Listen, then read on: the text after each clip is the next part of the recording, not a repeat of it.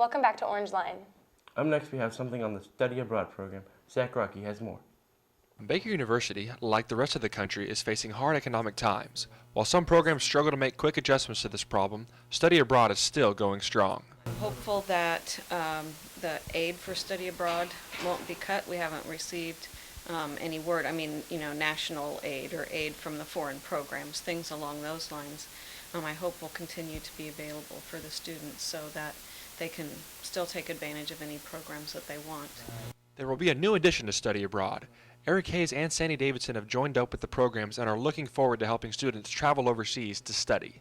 Going to be working mainly on presentations and stuff like that, if people want us to come talk to their classes or during like the info fairs and stuff like that.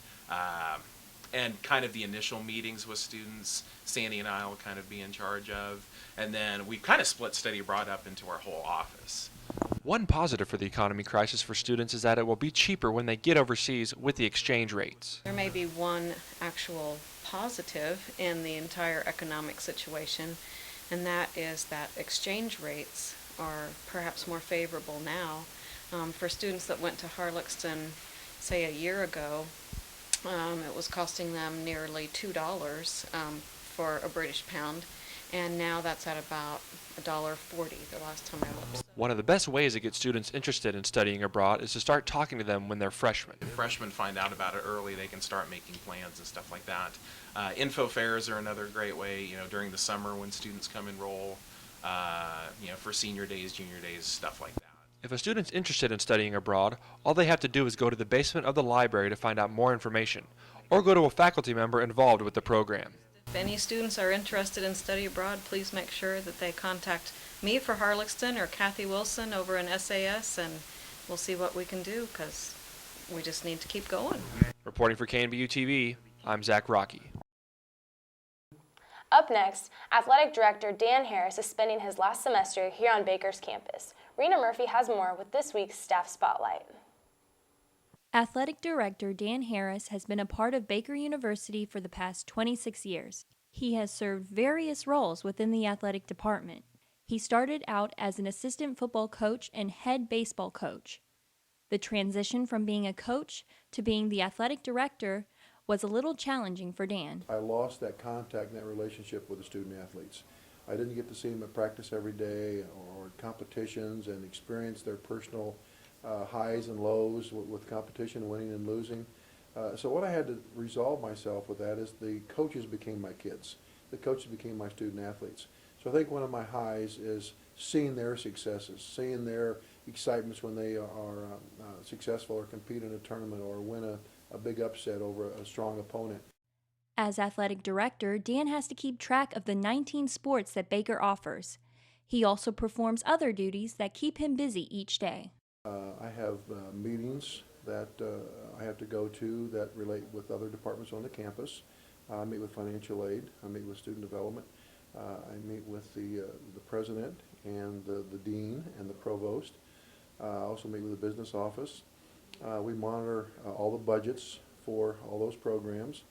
I have conference meetings to attend 3 times a year and 2 national meetings, one for the NAIA and one for NACTA, which is the National Association of the Collegiate Directors of Athletics.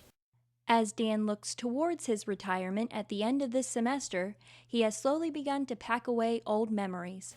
Everything I seem to pick up and touch has a memory to it. It's associated with a person or an event, and it just kind of makes tears kind of swell up in my eyes and have happy tears and fond memories of things that happen. Although Dan has and will continue to have memorable Baker moments, one particular memory he looks back on is in 1986, when the football team got to play in the national championship game. Having Mike McCarthy, who was the captain of that team, go on and become head coach of the Green Bay Packers, unbelievable moment. To get a chance to go to a game at Green Bay and know I coached that guy who was the head coach of the Green Bay Packers, that was quite amazing. By retiring, Dan leaves many responsibilities.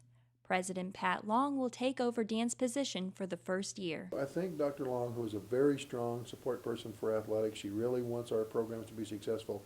She wants to learn about the role of the athletic director. When retired, Dan hopes to stay busy and keep involved with both Baker and the NAIA. However, he also hopes to spend time with other important people in his life. I got 7 wonderful grandchildren. They range in age 18 down to 2, and I really want to spend some time with them. I think they're important to me. Their activities I want to support. They're in the area. I've got 3 grandkids right here in Baldwin City. I've got 2 in Topeka and 2 in Leavenworth, Kansas, so they're all reasonably close.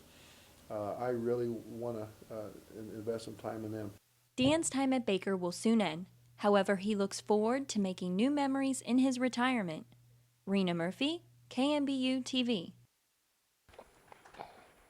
Thanks, Rena. Please stand by for more Orangeline after this quick commercial break. Welcome back.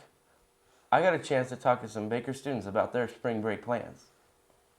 Over spring break, I'm going to Washington, D.C. to visit my family and do a little sightseeing. So. For spring break, I'm going to be going on the Magano trip to Atlanta and various other places in the South. From Dallas, Texas, and that's where I'll be going. I'll be going home to Texas to hang out for spring break. Remember the Alamo. I plan on going on the Mangano Civil Rights Movement trip. Yeah, that's it. I'm going to St. Louis with my friends on a road trip. On spring break, I'm going to be taking the Civil Rights trip with Mangano, and it's going to be a blast. We're going to go all across the southern parts of America, so it should be fun. Thanks for that, Truman. Up next, we have our weekly What's Bugging Us at Baker segment.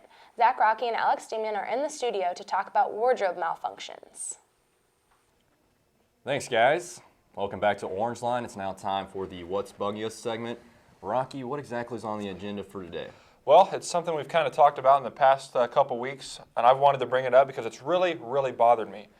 And it's going to be the mid-cut crew sock. Okay, not the low cut, no. not the high, no, because we all know that those are fly. Yes, but that weird middle in stage, between. It's like the 35-year-old father of 3 sock that you see walking around at Disneyland. Yeah. I know you're wearing one, so please show the people what we got going on. Sure, yeah, and what makes it even worse is when people wear it when they're nice and dressed Yes. up, and then you go with the white Yes. sock mid-cut. I mean, this length just is bad to begin with. Yes. Like it's kind of like the low cut's kind of, when you're a little kid, and then this mid cut's kind of like in middle school. It's in the awkward stage, and then you go to the high cut, and that's just classy. That's when you've finally just grown up and realized what a good sock is. Exactly. But this right here, I mean, look how nice these pants are in the shoe. I know. I mean, I spared no expense here. But then the sock just totally ruins it. Makes me look WT. I know. I mean, what the heck? I know. And Look how long these are. Yeah, it's embarrassing. It's ugly. I mean, and I've seen people wearing them in intramurals, and I got to tell you, you guys got to knock that off. Yeah. It's embarrassing for me. If I had a girlfriend, and I wouldn't be caught dead in a sock like that. Yeah. I mean, I would be embarrassed to go out in public. I wouldn't want my parents to see that, my friends, my girl, anything. Yeah, That's embarrassing. Look at this. The amount of fans that show up for these intramural games, you might as well look your best. I mean, we all see what they do in the NBA. They're gelling their hair and making sure that they got, everything buzzed just right. They're not going out with socks that look like that. You remember the guy Mankind in wrestling? Yeah. This was the kind of sock that he wore. Yeah. And he used to shove this kind of sock in people's mouths. That's pretty much all that's That's good for. disgusting. Yeah, it's the perfect length for that type of thing. I know, but it's not something that should be seen in public. Embarrassing. This is good. That's good. That's a solid sock. Yes. This is a no-no. Don't Awful. do that. If I see you on campus with this, I'm going to kick you in the knee. I've seen him do it. It's crazy. Yeah, it hurts. Exactly. All right, Rockey. Well, that's what's bugging us this week. We'll see what happens, and we'll be back next week.